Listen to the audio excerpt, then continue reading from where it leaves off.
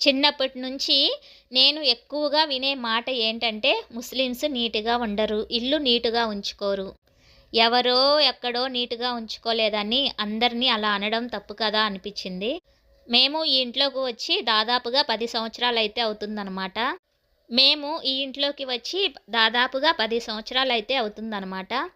నేను ఇంటిని చాలా నీట్‌గా ఉంచుకుంటాను. చాలా శుభ్రం చేస్తాను. పిల్లల్ని నీట్‌గా ఉంచుతాను అని నోటితో చెప్తే ఎవ్వరు నమ్మరు. చేసి చూపిస్తేనే ఎవరైనా నమ్ముతారనమాట. మా ఇంట్లోకి మా పక్కింటి వాళ్ళు కానీ, తెలిసిన వాళ్ళు కానీ ఎవ్వరొచ్చినా కానీ ఒకే ఒక మాట అంటారు.